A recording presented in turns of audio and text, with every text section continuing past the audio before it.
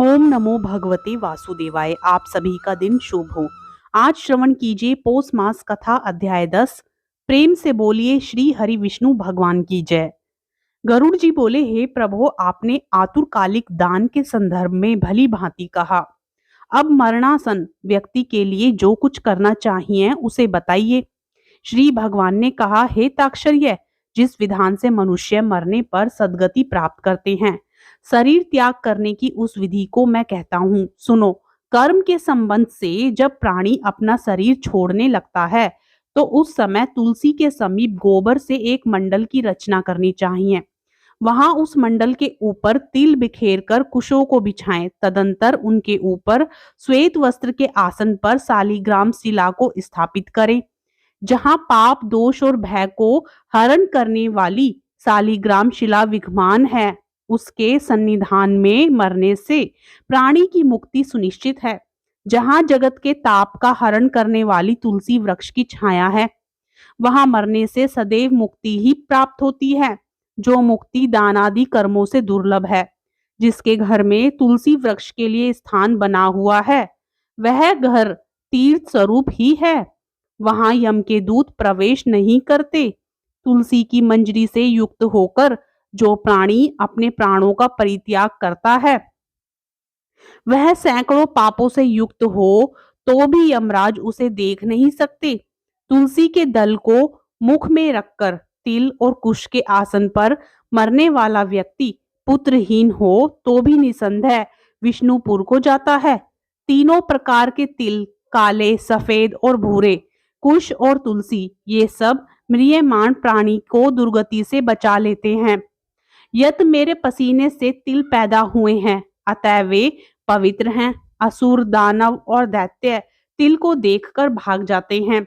हे ताक्षर्य, मेरे रोम से पैदा हुए दर्भ मेरी विभूति हैं, इसलिए उनके स्पर्श से ही मनुष्य को स्वर्ग की प्राप्ति होती है। कुश के मूल में ब्रह्मा, कुश के मध्य में जनार्दन और कुश के अग्रभाग में शंकर, इस प्रकार तीनों देवता कुश में स्थित रहते हैं। इसलिए कुश, अग्नि, मंत्र, तुलसी, ब्राह्मण और गौ, ये बार बार उपयोग किए जाने पर भी निर्माल्य नहीं होते।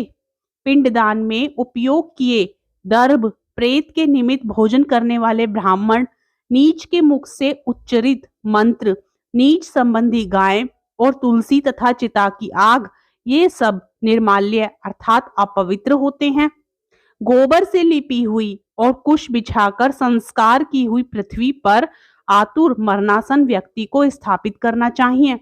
अंतरिक्ष का परिहार करना चाहिए, अर्थात चौकी आदि पर नहीं रखना चाहिए। ब्रह्मा, विष्णु, रुद्र तथा अन्य सभी देवता और हुताशन, ये सभी मंडल पर विराजमान रहते हैं, इसलिए मंडल की रचना करनी चाहिए। जो भूमि लेप रहित होती है, अर्थात मल मूत्र आदि से रहित होती है, वह सर्वत्र पवित्र होती है। किंतु जो भूमि भाग में कभी लीपा जा चुका है या मलमूत्र आदि से दूषित है, वहां पुनः लीपने पर उसकी शुद्धि हो जाती है। बिना लिपी हुई भूमि पर और चारपाई आदि पर या आकाश में भूमि की सतह से ऊपर राक्षस, पिशाच, भूत, प्रेत और यमदूत प्रविष्ट हो जाते हैं। इसलिए भूमि पर मंडल बनाएं।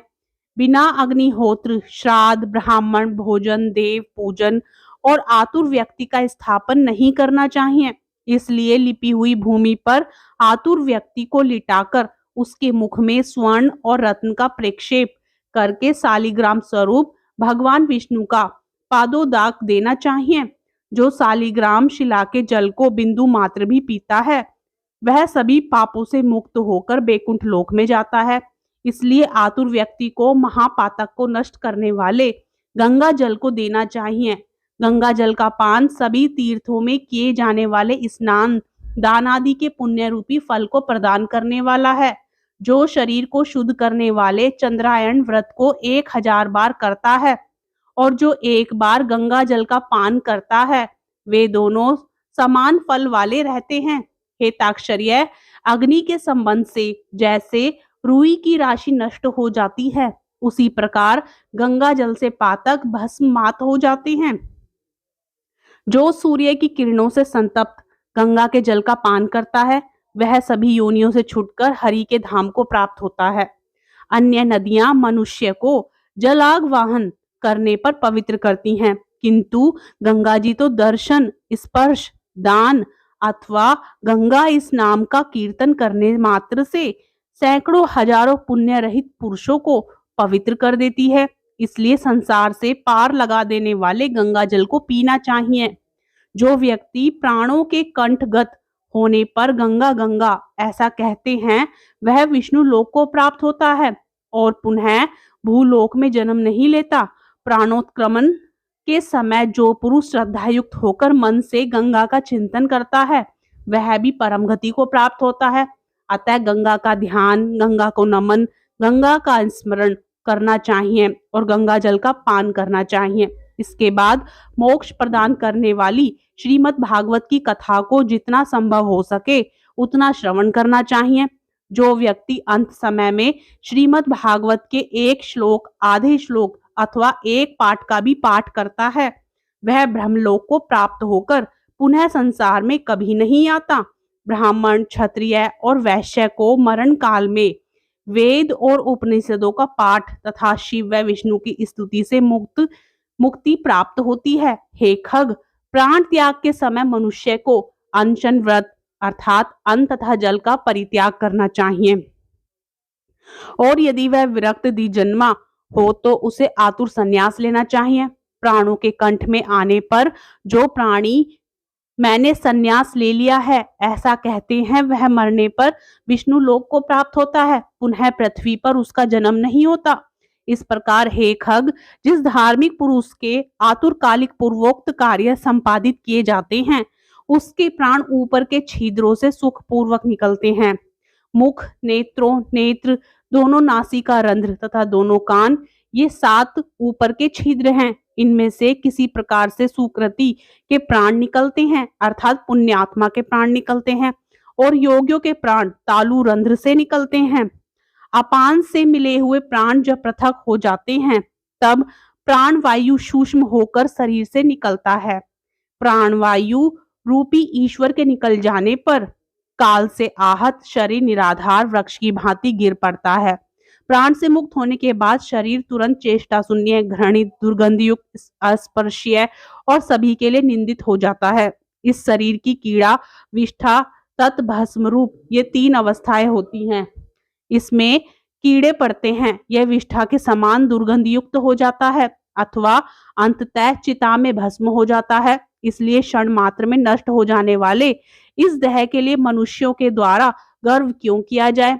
पंचभूतों से निर्मित इस शरीर का पृथ्वी तत्व पृथ्वी में लीन हो जाता है, जल तत्व जल में, तेज तत्व तेज में और वायु तत्व वायु में लीन हो जाता है। इसी प्रकार आकाश तत्व भी आकाश में लीन हो जाता है। सभी प्राणियों के देह में स्थित रहने वाले सर्वव्यापी शिव स्वरूप नित्य मुक्त और जगत साक्षी आत्मा अजर अमर है।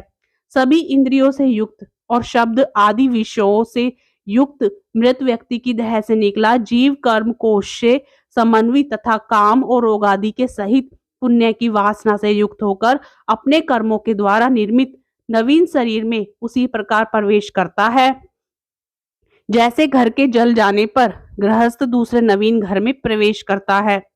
तब किंकनी जाल की मालाओं से युक्त विमान लेकर सुंदर चामरों से सुशोभित देवदूत आते हैं।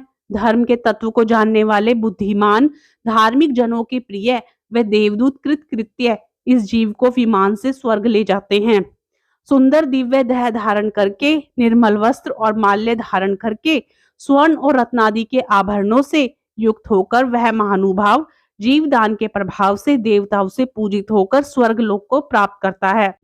इस प्रकार पौष मास कथा अध्याय 10 संपूर्ण होता है।